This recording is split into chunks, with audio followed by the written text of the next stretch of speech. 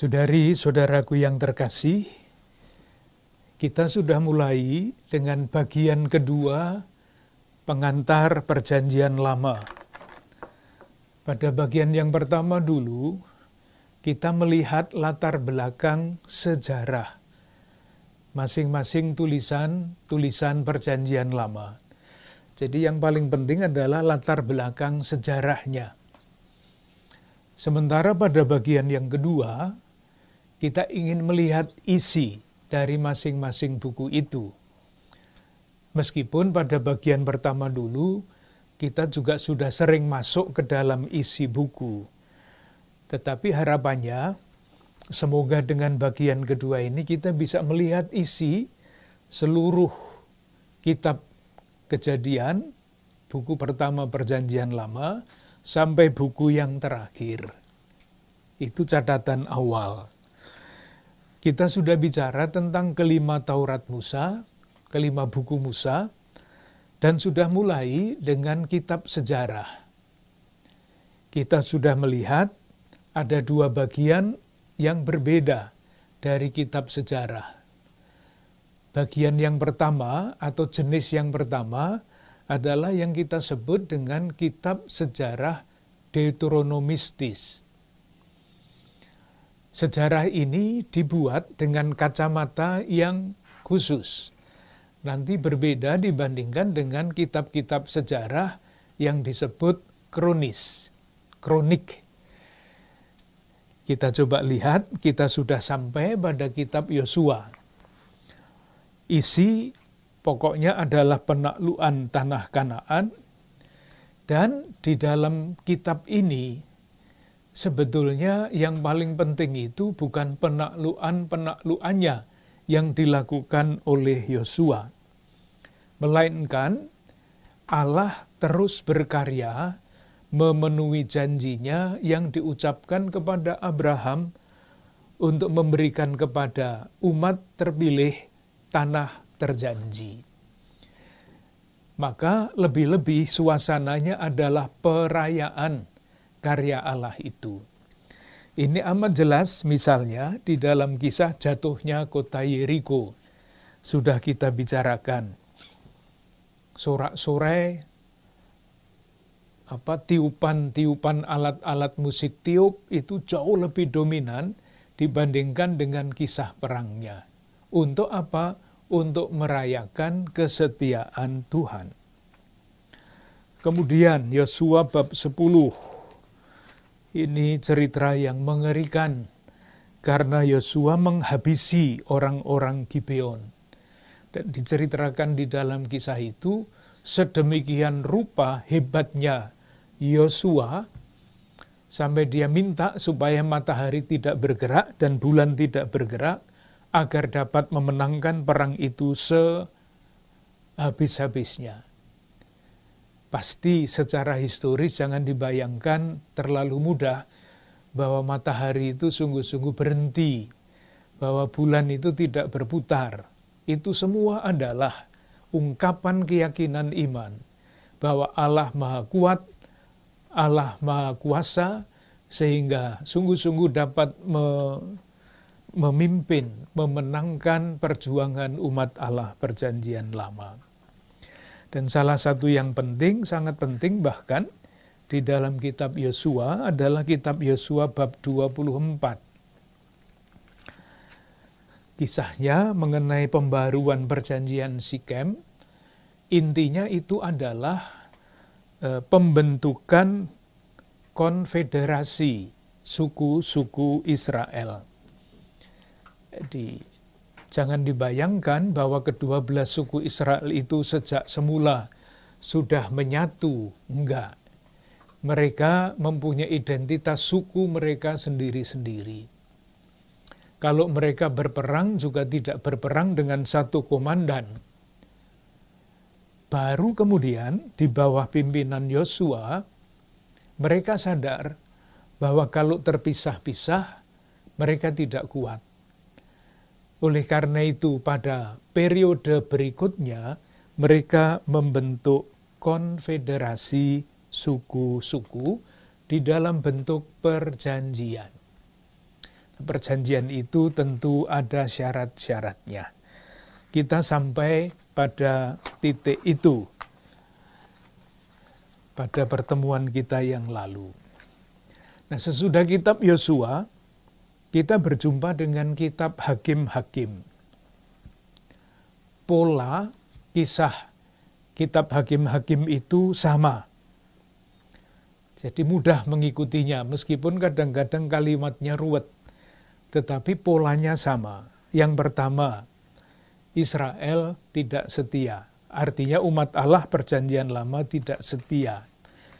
Kita ambil salah satu contoh. Misalnya bab 2 kitab Hakim-Hakim ayat 6 sampai 23. Judulnya saja orang Israel menyembah berhala pada zaman Hakim-Hakim. Jadi Israel yang sudah diselamatkan, yang sudah menjadi konfederasi suku-suku karena alasan macam-macam, tidak setia. Akibatnya apa? Karena tidak setia, maka umat Allah itu kalah perang. Bab 2 ayat 14. Saya baca, maka bangkitlah murka Tuhan terhadap orang Israel. Ia menyerahkan mereka ke dalam tangan perampok dan menjual mereka kepada musuh di sekeliling mereka, sehingga mereka tidak sanggup lagi menghadapi musuh mereka. Nah, sesudah tidak setia dan kemudian mengalami penghukuman, kalah terhadap musuh-musuh, muncullah hakim-hakim. Bab 2 ayat 16 misalnya. Maka Tuhan membangkitkan hakim-hakim yang menyelamatkan mereka dari tangan perampok itu. Modelnya selalu seperti itu. Jadi kalau membaca kitab Hakim-Hakim, rasa-rasanya tidak sulit karena cerita itu berulang. Tidak setia, dihukum, muncul hakim-hakim. Kalau mau melihat bab 2 ayat 18, itu sebuah ringkasan untuk mengatakan apa yang tadi saya katakan dengan kata-kata saya sendiri. Hakim-Hakim bab 2 ayat 18. Setiap kali apabila Tuhan membangkitkan seorang hakim bagi mereka, maka Tuhan menyertai hakim itu dan menyelamatkan mereka dari tangan musuh mereka selama hakim itu hidup. Sebab Tuhan berbelas kasihan mendengar rintihan mereka karena orang-orang yang mendesak dan menindas mereka. Itu kitab Hakim-Hakim, kita pendek saja. Ada hakim-hakim yang terkenal itu seperti Gideon, Samson, Yefta, Deborah, dan sebagainya, nanti bisa dibaca sendiri. Ada satu hal yang kita baca mesti dengan sangat hati-hati. Kalau salah baca, nanti kita susah. Yaitu mengenai hakim Yefta, kitab Hakim-Hakim bab 11. Bab 11 ayat 29 sampai 40 diberi judul Nasar Yefta. Kita baca bab 11 ayat 30. Ayat-ayat ini dengan sendirinya sudah menjelaskan apa yang dimaksudkan. Ayat 30. Lalu bernasarlah Yefta kepada Tuhan, katanya, jika engkau sungguh-sungguh menyerahkan Bani Amon itu ke dalam tanganku, maka apa yang keluar dari pintu rumahku untuk menemui aku pada waktu aku kembali dengan selamat dari Bani Amon, itu akan menjadi kepunyaan Tuhan, dan aku akan mempersembahkannya sebagai korban bakaran. Itu ya janji Yefta hakim itu. Nah, siapa yang menemui dia keluar dari rumah pertama kali? Ayat 34.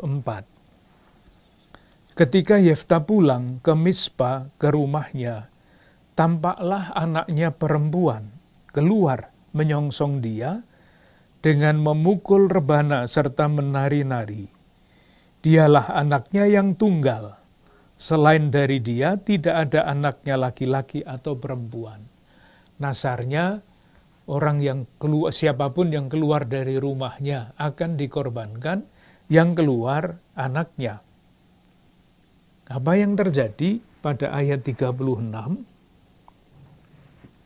Tetapi jawabnya kepadanya, Bapa, jika engkau telah membuka mulutmu bernasar kepada Tuhan, maka perbuatlah kepadaku sesuai dengan nasar yang kau ucapkan itu, karena Tuhan telah mengadakan bagimu pembalasan terhadap musuhmu, yakni Bani Amon. Itu akhirnya anak perempuannya itu dikorbankan sebagai untuk membayar nasar.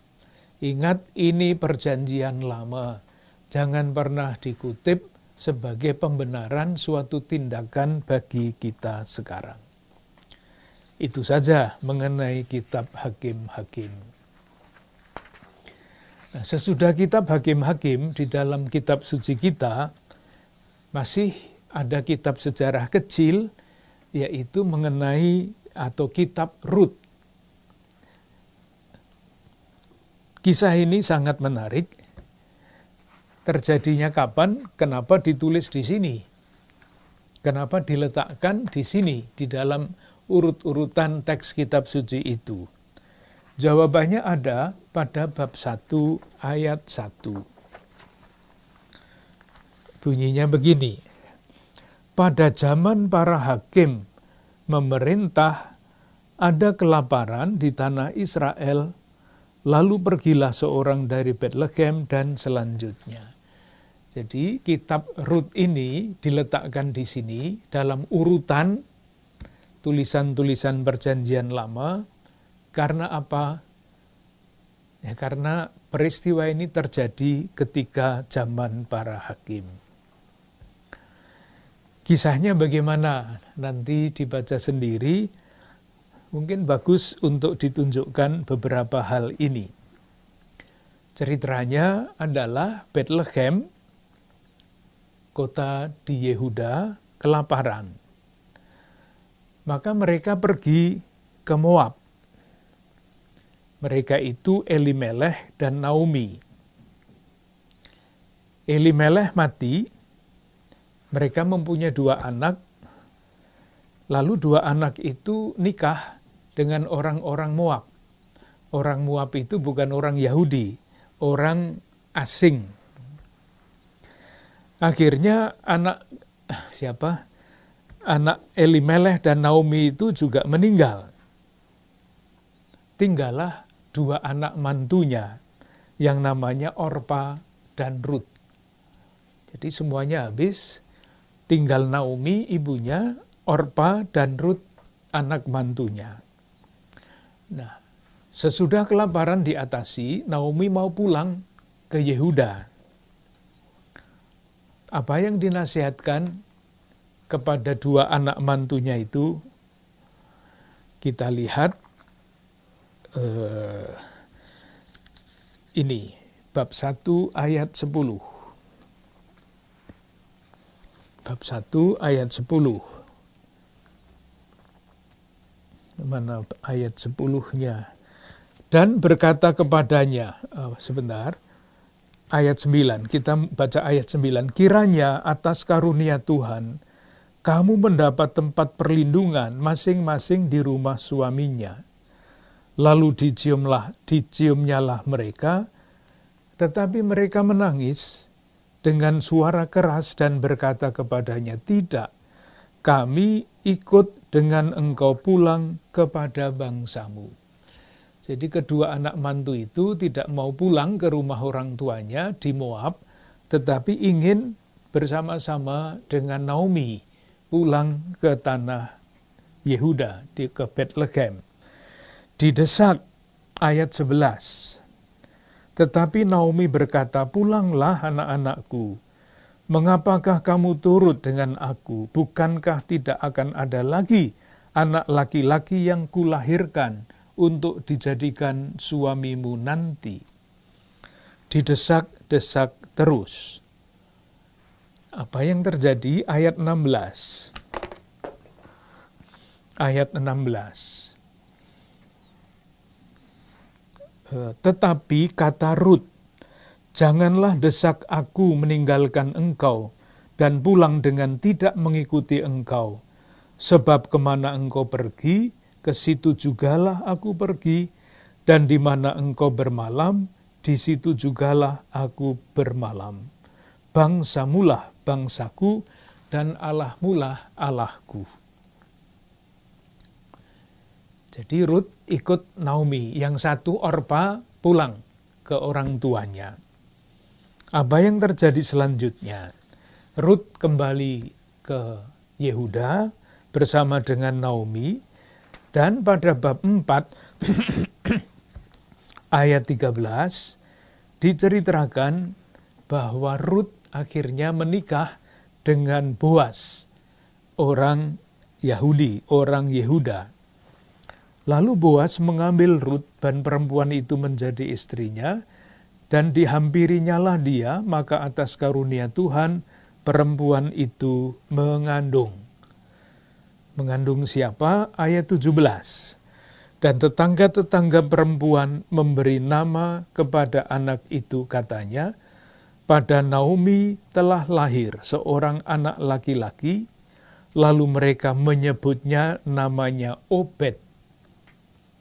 Dialah ayah Isai, ayah Daud. Ini penting, karena nanti yang namanya Mesias itu harus lahir dari wangsa Daud. Itu teologi mereka. Jadi lihat, untuk menunjukkan silsilah Yesus, para penulis kitab suci itu tidak enggan menunjukkan silsilah yang tidak hanya garis lurus orang Yahudi, tetapi ada garis yang lain. Untuk apa?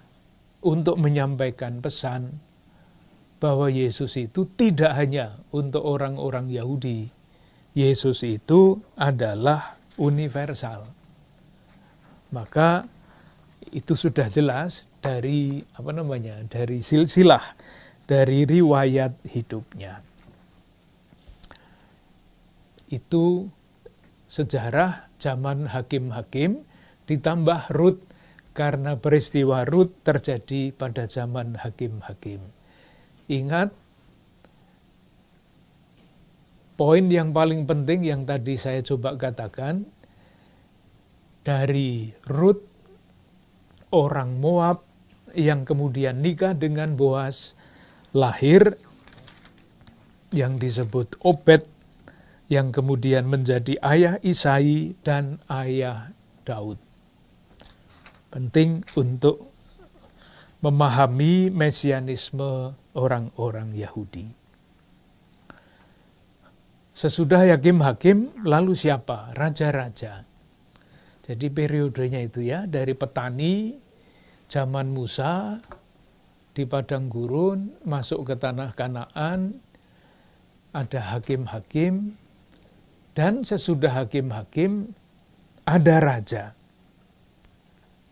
Zaman raja-raja. 1-2 catatan mengenai raja-raja ini, nanti akan ketemu dengan raja-raja yang macam-macam itu. Saya kembali kepada kitab Hakim-Hakim, bab 8. Keinginan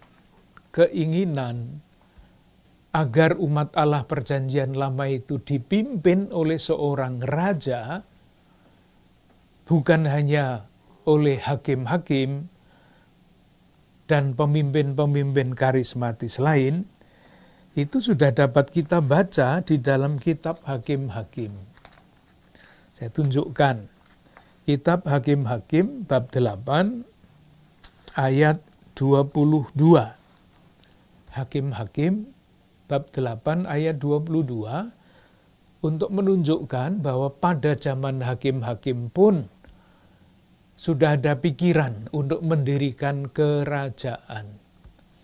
Tadi hanya konfederasi suku-suku di bawah hakim-hakim mau jadi kerajaan. Hakim-hakim bab 8 ayat 22. Kemudian berkatalah orang Israel kepada Gideon. Gideon ini salah seorang hakim. Biarlah engkau memerintah kami, baiklah engkau memerintah kami, baik engkau, baik anakmu, maupun cucumu, sebab engkaulah yang telah menyelamatkan kami dari tangan orang-orang Midian. Jadi rakyat sudah ingin punya raja. Jawab Gideon kepada mereka, ayat 23, Aku tidak akan memerintah kamu, dan juga anakku tidak akan memerintah kamu, tetapi Tuhan yang memerintah kamu. Jadi ini masih ada pandangan yang lama, nanti akan berubah pandangan itu. Pandangan lama di lingkungan umat Allah perjanjian lama, bahwa yang menjadi raja itu adalah Tuhan. Oleh karena itu, kalau umat Allah perjanjian lama itu mengangkat raja manusia, itu artinya menyingkirkan peranan Tuhan sebagai raja. Itu keyakinan iman pada zaman hakim-hakim. Keyakinan iman ya, nanti soal politik lain lagi. Ada tokoh lain lagi yang namanya Abimelek. Kitab Hakim-Hakim bab 9 ayat 1 sampai 49. Itu judulnya Abimelek menjadi raja di Sikem. Saya baca beberapa ayat. Adapun Abimelek bin Yerubbaal pergi ke Sikem kepada saudara-saudara ibunya dan berkata kepada mereka dan kepada seluruh kaum dari pihak keluarga ibunya. Sekarang, tolong katakan kepada seluruh warga kota Sikem, manakah yang lebih baik bagimu? 70 orang memerintah kamu, yaitu semua anak Yerubbaal, atau 1 orang? Ini suruh milih, mana mau hakim-hakim atau mau 1 orang raja. Ayat 3, lalu saudara-saudara ibunya mengatakan hal ikhwalnya kepada seluruh warga kota Sikem, maka condonglah hati orang-orang itu untuk mengikuti Abimelek, sebab kata mereka, memang ia saudara kita. Itu nepotisme, dinasti keluarga menjadi pemimpin. Ayat 6, nah ini sekarang yang paling penting. Kemudian berkumpullah seluruh warga kota Sikem dan seluruh Bet Milo. Mereka pergi menobatkan Abimelek menjadi raja dekat pohon Tarbantin di tugu peringatan yang di Sikem. Bahkan sudah ada yang mencoba menjadi raja, tapi gagal.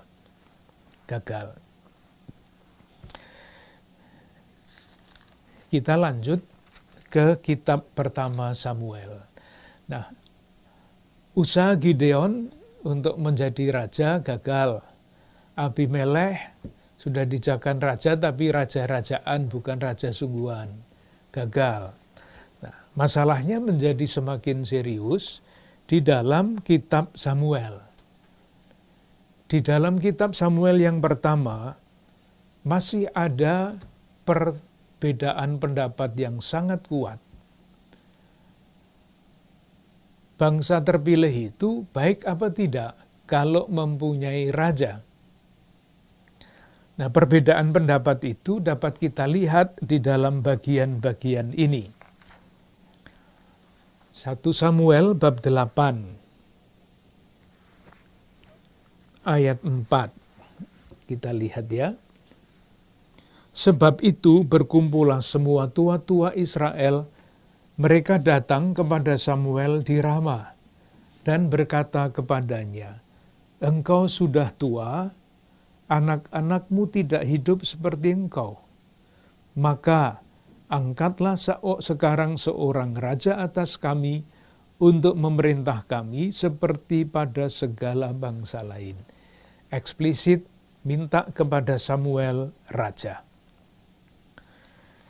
Diulangi lagi, ini yang pro kerajaan, ayat 19. Tetapi bangsa itu menolak mendengarkan perkataan Samuel, dan mereka berkata, tidak, harus ada raja atas kami, maka kami pun akan sama seperti segala bangsa lain. Itu yang pro, pokoknya minta raja. Yang kontra, yang tidak mau raja, karena itu tadi, raja yang sejati adalah Tuhan. Kalau umat Allah terpilih mempunyai raja, ya Tuhannya disingkirkan. Konsep seperti itu. Itu ada diungkapkan oleh Samuel menanggapi permintaan umat itu. Bab 8 ayat 11 dan selanjutnya. Samuel ini menakut-nakuti umat Allah terpilih. Inilah yang menjadi hak raja yang akan memerintah kamu itu. Anak-anakmu laki-laki akan diambilnya dan dipekerjakannya pada keretanya dan pada kudanya, dan mereka akan berlari di depan keretanya. Ia akan menjadikan mereka kepala pasukan 1000. Pokoknya Samuel itu mengatakan, ingat loh, kalau kamu mau minta raja, ini konsekuensinya. Harus bayar ini, bayar itu, anakmu diambil jadi tentara, anak perempuan muntah nanti jadi apa. Tetapi tetap saja umat Allah minta raja dan akhirnya dikabulkan. Ayat 22 bab 8. Tuhan berfirman kepada Samuel, dengarkanlah permintaan mereka, angkatlah seorang raja bagi mereka. Kemudian berkatalah Samuel kepada orang-orang Israel itu, pergilah masing-masing ke kotanya. Jadi diangkat raja, siapa yang mengurapi? Ya yang tidak setuju, yaitu Samuel. Saul diurapi. Bab 10 ayat 1. Itu cerita mengenai Samuel mengurapi Saul. Lalu Samuel mengambil buli-buli berisi minyak, dituangnyalah ke atas kepala Saul, diciumnyalah dia sambil berkata, bukankah Tuhan telah mengurapi engkau menjadi raja atas umatnya Israel? Engkau akan memegang tampuk pemerintahan atas umat Tuhan, dan engkau akan menyelamatkannya dari tangan musuh-musuh di sekitarnya. Jadilah dia raja. Bab 11 ayat 14 diceritakan lagi pengangkatan Saul sebagai raja. Dan Samuel berkata kepada bangsa itu, marilah kita pergi ke Gilgal dan membaharui jabatan raja di sana. Lalu pergilah seluruh bangsa itu ke Gilgal dan menyatakan Saul raja di sana. Jadilah Saul ini raja. Tetapi raja yang seperti apa? Itu pertanyaannya. Kalau pengangkatan raja saja sudah menjadi soal, pasti Saul tidak akan pernah menjadi raja yang sebagaimana dicita-citakan. Saul gagal total sebagai raja. Karena apa? Yaitu karena sejak awal Samuel tidak setuju bahwa ada raja di Israel. Jadi ini masalah politik. Tetapi dibaca dengan kacamata iman. Bisa dibedakan ya, Saul mungkin karena kurang pandai, kurang bijaksana, gagal memerintah umat Allah perjanjian lama dan sebagainya.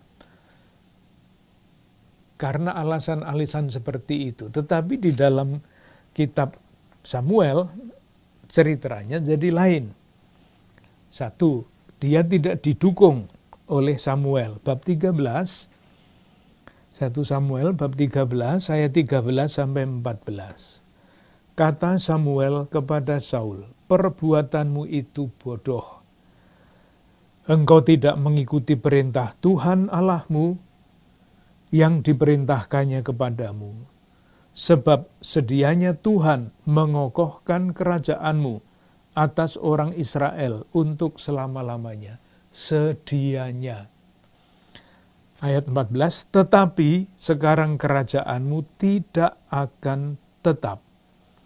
Tuhan telah memilih seorang yang berkenan di hatinya. Tuhan telah menunjuk dia menjadi raja atas umatnya, karena engkau tidak mengikuti apa yang diperintahkan Tuhan kepadamu. Alasannya agama. Lalu pada bab 15 ayat 24 lebih eksplisit lagi, Saul itu ditolak oleh Allah. Bab 15 ayat 24. Berkatalah Saul kepada Samuel, aku telah berdosa, sebab telah kulangkai titah Tuhan dan perkataanmu. Tetapi aku takut kepada rakyat, karena itu aku mengabulkan permintaan mereka. Ini tegangan antara keinginan rakyat dan kesetiaan kepada Tuhan. Maka sekarang ampunilah kiranya dosaku, kembalilah bersama-sama dengan aku, maka aku akan sujud menyembah kepada Tuhan. Saul bertobat. Terus reaksinya Tuhan bagaimana? Reaksinya Samuel bagaimana?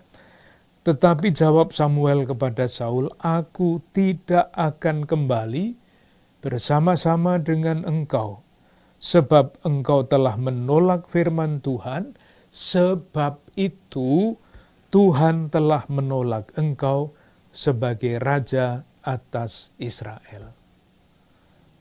Kasihan, Saul itu menjadi raja pertama, raja percobaan di tengah pro dan kontra yang keras, tidak didukung oleh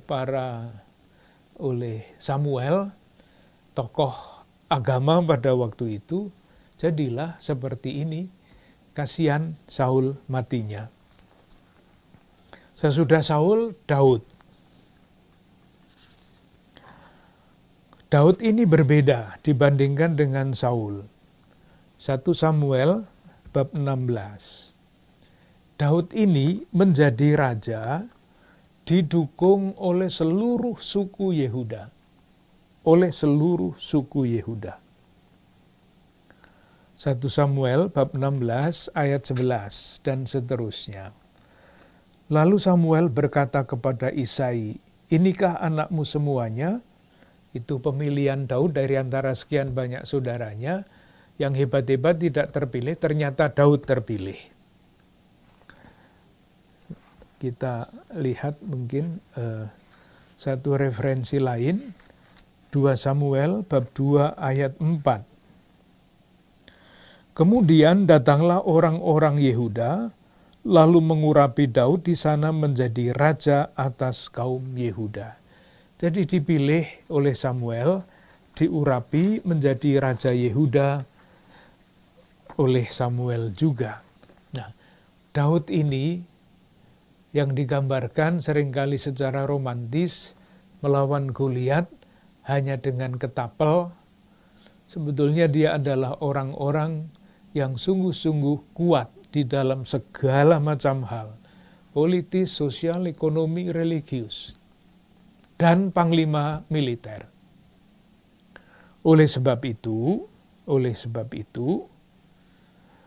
diceritakan sebagai seorang pemimpin yang hebat, berpikir ini kerajaan yang atau jabatan raja yang ditimpakan kepada saya ini saya jalankan di mana? Yang mendukung kan bukan hanya orang Yehuda tetapi orang Israel juga. Seandainya, nah ini berandai-andai sebagai analis politik. Seandainya Daud itu menunjuk salah satu kota di Yehuda, kota yang memang dikuasai menjadi ibu kota, suku-suku yang lain pasti nggak senang. Bisa dibayangkan ya. Oleh karena itu, karena kecerdasannya, Daud menyerang Yerusalem,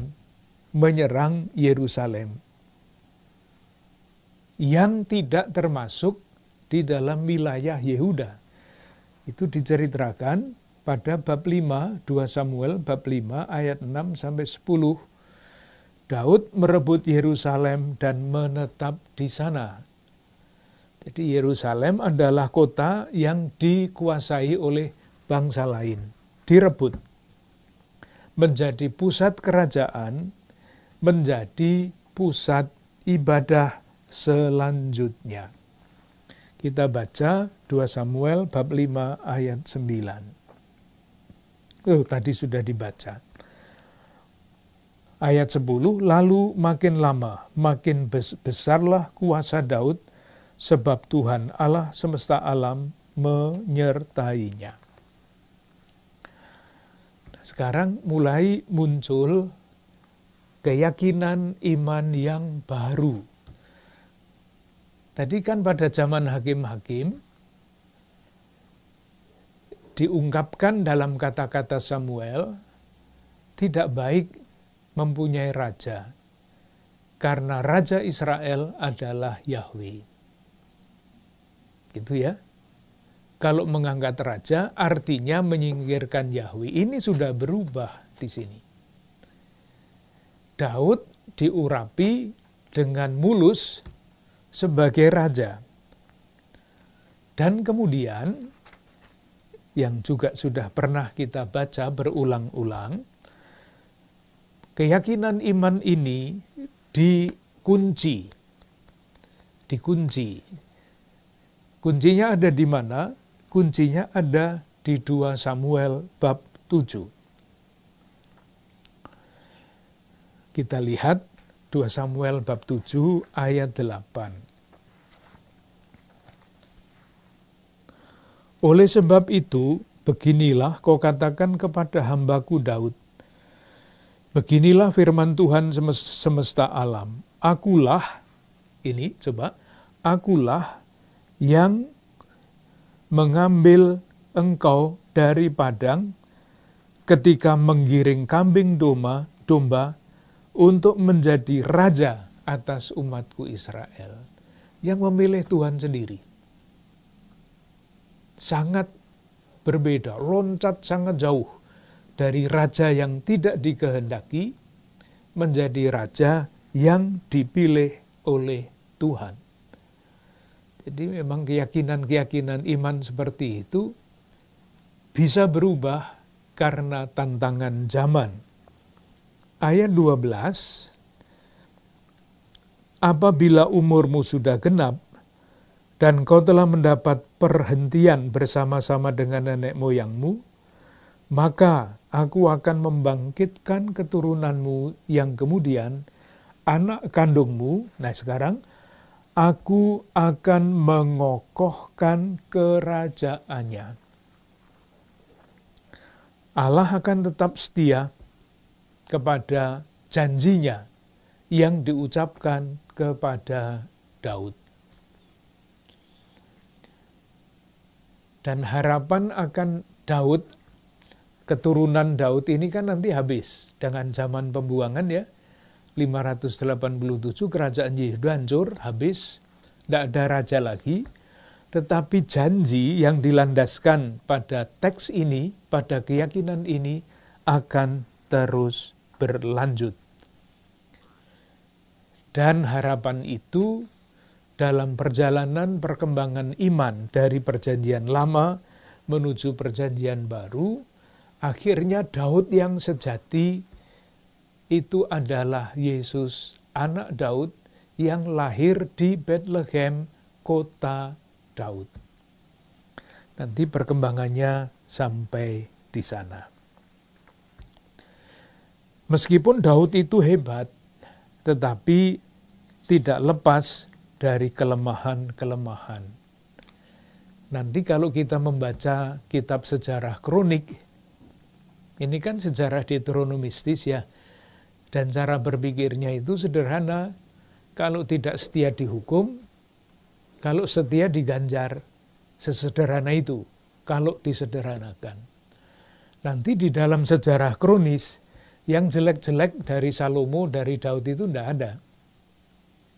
Dan sesudah Raja Salomo, kerajaan kan pecah menjadi dua.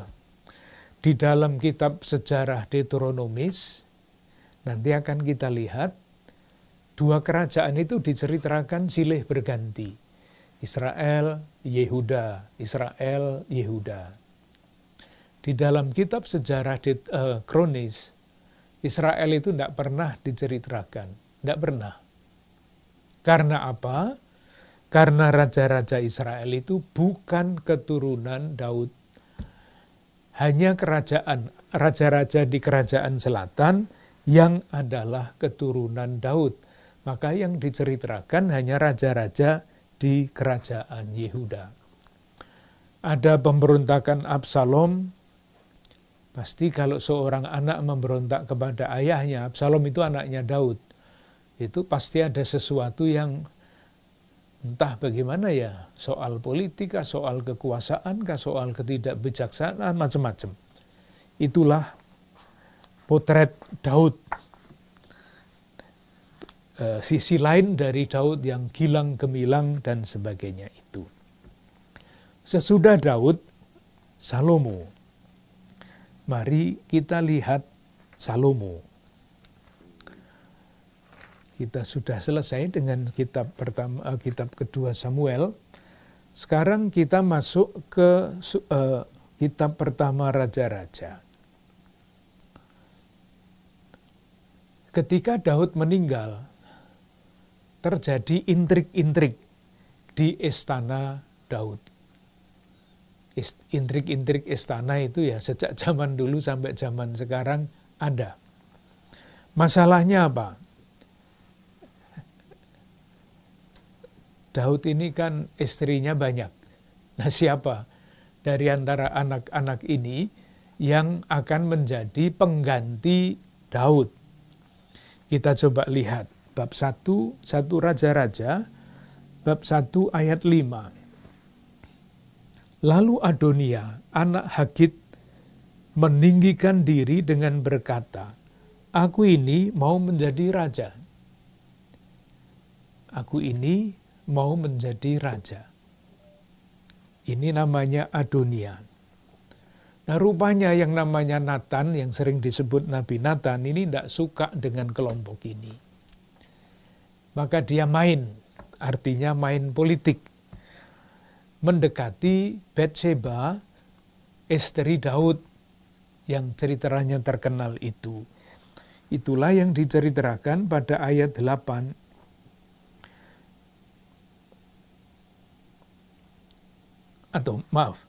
Ayat 8 itu menunjukkan bahwa Adonia tidak direstui oleh imam.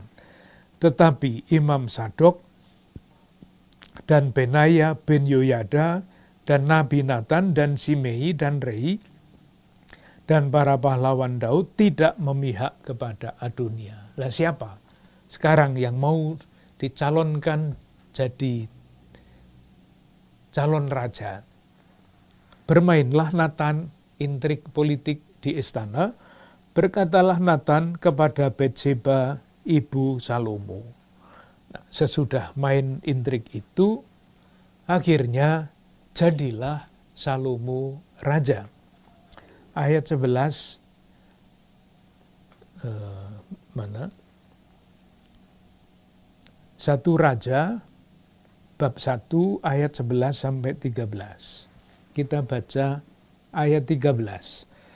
Pergilah masuk menghadap Raja Daud dan katakan kepadanya, bukankah tuanku sendiri ya rajaku telah bersumpah kepada hambamu ini, anakmu Salomo akan menjadi raja sesudah aku, dan dialah yang akan duduk di atas tahtaku.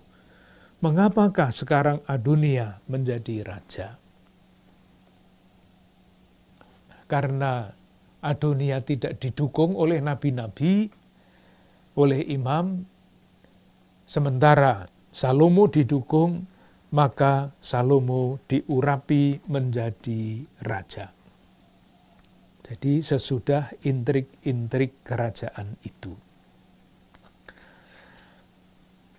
Salomo ini hebat. Tentu ada sisi tidak hebatnya. Dia mendirikan bait suci. Ini yang akan nanti dihancurkan ketika kerajaan Yehuda dikalahkan oleh Babilonia. Sangat megah. Kota-kota dibangun, benteng-benteng kota dibangun untuk menjaga keamanan. Kalau membangun bait suci besar-besaran, membangun kota besar-besaran, siapa yang harus bayar biayanya? Nah, untuk cita-cita yang hebat itu, kerja paksa dilakukan. Pajak ditarik. Ya, tentu saja rakyatnya tidak senang. Kemudian yang kedua, yang pertama tadi membangun bait suci dengan pajak dan sebagainya. Yang kedua, untuk menjaga keamanan supaya terlindung dari serangan-serangan bangsa-bangsa di sekitar, ia menikahi putri-putri dari kerajaan-kerajaan lain. Banyaknya istri Salomo itu terkenal.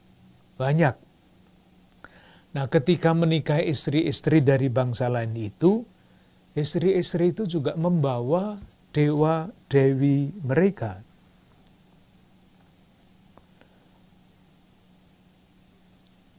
Dengan sendirinya kembali lagi rumusnya. Raja dan umat Allah tidak setia, dan ketidaksetiaan itu tampak satu di dalam sembah-sembah kepada dewa-dewi lain, dua di dalam kerja paksa terhadap rakyatnya sendiri, maka dengan sendirinya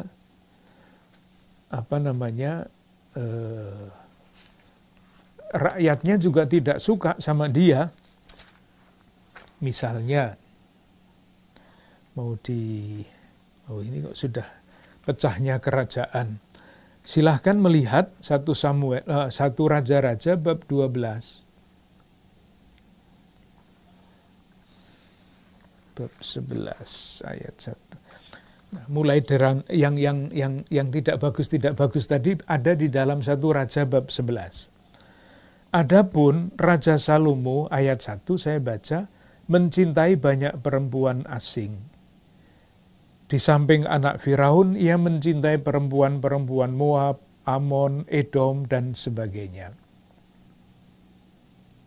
Padahal tentang bangsa-bangsa itu, Tuhan telah berfirman kepada orang Israel, janganlah kamu bergaul dengan mereka, dan mereka pun janganlah bergaul dengan kamu.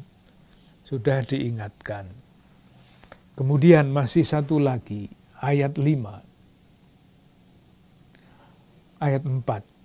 Sebab pada waktu Salomo sudah tua, istri-istrinya itu mencondongkan hatinya kepada allah-allah lain. Ayat 5, demikianlah Salomo mengikuti Asitoret, dewi orang Sidon, dan mengikuti Milkom, dewa kejijikan sembahan orang Amon. Dan Salomo melakukan apa yang jahat di mata Tuhan, dan ia tidak mengikuti dengan sepenuh hati mengikuti Tuhan seperti Daud ayahnya. Akibatnya apa? Akibatnya kerajaan pecah menjadi dua. 1 Raja bab 12.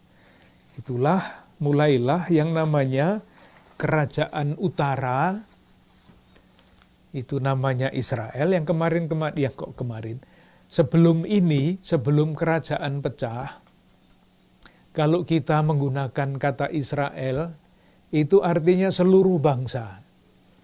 Ke-12 suku itu disebut Israel. Tetapi sesudah kerajaan pecah menjadi dua, kata Israel itu menjadi istilah teknis yaitu kerajaan utara. Sementara kerajaan selatan yang dipimpin oleh keturunan Daud namanya kerajaan Yehuda. Kita lihat kembali lagi secara sangat singkat. Jadi sesudah Salomo mati, kerajaan pecah menjadi dua. Di utara ibu kotanya Samaria.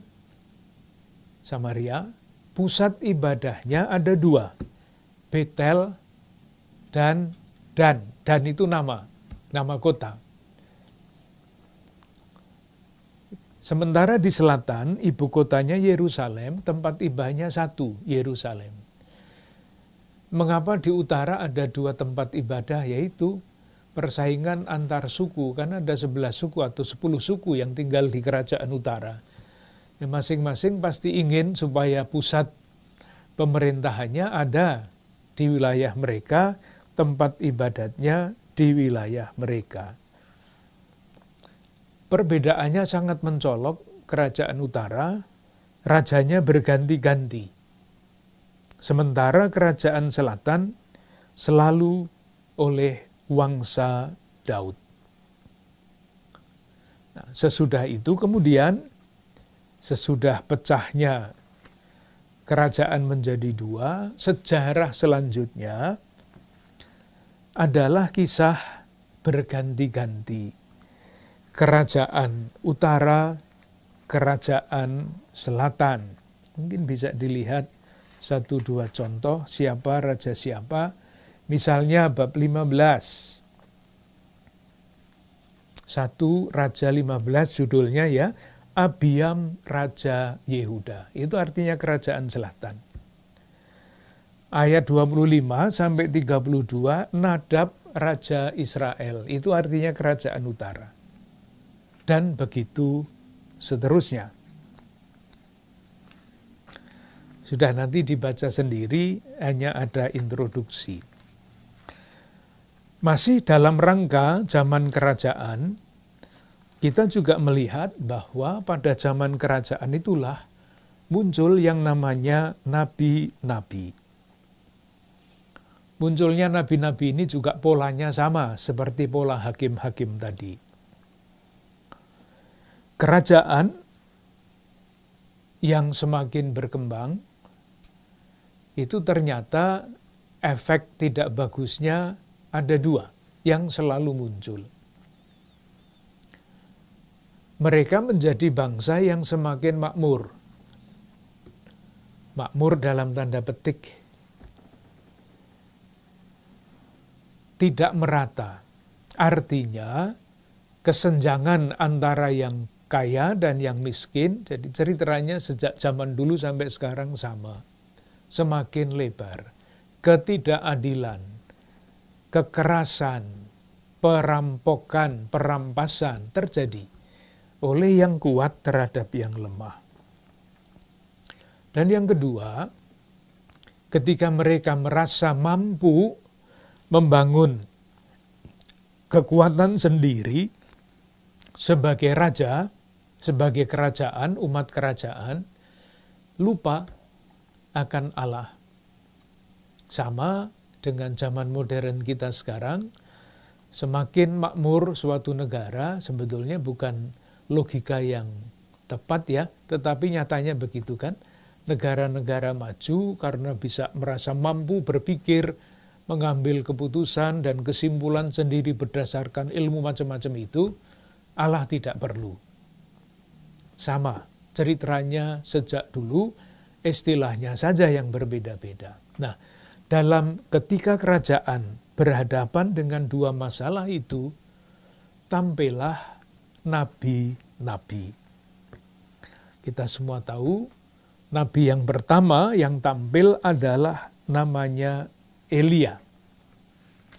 Elia itu artinya Allahku adalah Yahweh. Jadi nama sudah mengandung pesan. Nama menjelaskan perutusannya. Apa yang diceritakan? Kita lihat apa? 1 Raja bab 18. Itu munculnya Nabi Elia. Dia diceritakan melawan nabi-nabi palsu. Jadi ada nabi yang sungguhan, nabi Allah menyampaikan firman dan kehendak Allah. Ada nabi palsu. Nabi-nabi palsu itu hanya mengatakan apa yang dikehendaki oleh raja yang tadi. Sama itu dengan lembaga-lembaga penelitian kan. Ada lembaga penelitian yang sungguh-sungguh objektif ilmiah, ada lembaga-lembaga penelitian tergantung bayarannya berapa. Nabi-nabi palsu sama. Itulah yang dilawan dengan sangat kejam oleh Elia, diceritakan pada kitab pertama Raja bab 18 ayat 20 sampai 46. Yang dilakukan oleh siapa? Oleh Elia. Silahkan lihat 1 Raja bab 21. Kebun anggur Nabot. Sesudah itu terjadilah hal yang berikut. Nabot, orang Yisrael, mempunyai kebun anggur di Yisrael di samping istana Ahab, Raja Samaria. Ini Raja Samaria. Rajanya kepingin memiliki kebun anggurnya Nabot, lalu akhirnya ada persekongkolan, Nabot difitnah, dihukum mati, akhirnya kebun anggurnya diambil. Kembali lagi cerita yang berulang sampai zaman sekarang. Elia muncul untuk menyampaikan kritik terhadap keadaan seperti itu. Yang juga menarik adalah kembali lagi 1 Raja bab 18, Elia itu menyatakan 2 wajah Allah yang berbeda. Wajah yang pertama adalah Allah yang kuat. Kalau membaca misalnya 1 Raja bab 19 ayat 38. Lalu turunlah api Tuhan menyambar habis korban bakaran. Kata-katanya kan kuat ya, menyambar habis dan sebagainya. Dari lain pihak, Allah itu mempunyai wajah yang lembut. Bab 19, penampakan yang terkenal itu. Bab 19, 1 Raja, ayat 11. Maka Tuhan lalu angin besar dan kuat, membelah gunung-gunung dan memecahkan bukit-bukit batu mendahului Tuhan. Tetapi Tuhan tidak ada. Sesudah itu datang gempa. Ayat berikutnya, datanglah bunyi angin sepoi-sepoi basah. Di situ Tuhan datang. Jadi wajah Tuhan itu bukan hanya Tuhan yang kuat, yang berkuasa, tetapi Tuhan yang lembut. Masih satu lagi, sampai kita selesai dengan kitab sejarah Deuteronomis ya. Pada pertengahan abad ke-18, kita kembali kepada sejarah, abad 8, kerajaan Assyria dikalahkan. Kerajaan Asyur muncul ke panggung dunia. Israel dan Yehuda menjadi raja bawahan. Israel memberontak lebih dulu kepada Assyria dan pada tahun 722 habis. Pembuangan ke Assyria. Orang-orang Samaria diangkut semua. Selanjutnya pada akhir abad ke-7 sebelum Masehi, Assyria dikalahkan oleh Babilonia. Yehuda yang utara sudah hilang, tinggal Yehuda. Yehuda 2 kali memberontak, dikalahkan. Tetapi pemberontakan yang fatal itu terjadi pada tahun 587 dan kerajaan selatan selesai. Pada tahun 587, orang-orangnya dibawa ke pembuangan Babilonia. Sekarang, catatan terakhir mengenai kitab sejarah Deuteronomis. Kitab sejarah Deuteronomis, KSDTR singkatannya, mulai kisahnya dengan masuknya Yosua ke tanah terjanji dan berakhir dengan pembuangan Babilonia. Rentang sejarahnya panjang. Itu yang pertama. Yang kedua, kacamata pandangnya. Kalau disederhanakan, di dalam kompleksitas politik yang tidak mudah diidentifikasi lagi, tetapi kompleksitas politik itu dibaca dengan kacamata iman yang terang benderang. Kalau kerajaan atau umat Allah Perjanjian Lama menderita, itu disebabkan karena mereka tidak taat kepada hukum-hukum perjanjian. Ingat ya, waktu kita bicara tentang perjanjian, ada perjanjian antara raja berkuasa dan raja bagian, raja vasal, ada perjanjian, ada syaratnya. Kalau syarat dipenuhi, hubungan itu baik. Kalau tidak dipenuhi, hubungan itu jelek. Artinya raja vasal bisa langsung dijajah, dihancurkan. Demikian juga antara Allah dan umatnya. Ada perjanjian. Dan perjanjian itu ada syaratnya. Syarat yang paling awal adalah 10 perintah Allah. Yang kemudian dalam perjalanan waktu dikembangkan menjadi yang namanya kitab hukum.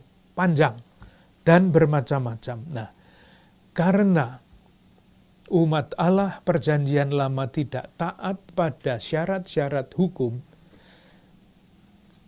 yang akibatnya misalnya ketidakadilan, maka bangsa itu dihukum oleh Allah. Moga-moga yang mau saya katakan bisa ditangkap dengan mudah. Perjanjian antara Allah dan manusia ada syarat. Syaratnya adalah 10 perintah. Kemudian dikembangkan menjadi kitab hukum, harapannya supaya umat Allah Perjanjian Lama itu hidupnya setia kepada perjanjian, syarat perjanjian, dan kalau syarat perjanjian itu dipenuhi, masyarakatnya harmonis. Shalom, damai sejahtera. Pengalaman berat ini, pengalaman berat dibuang, ini akan menjadi awal baru, pemahaman baru mengenai iman dan hidup beriman. Nanti kita lanjutkan dalam pertemuan selanjutnya. Terima kasih.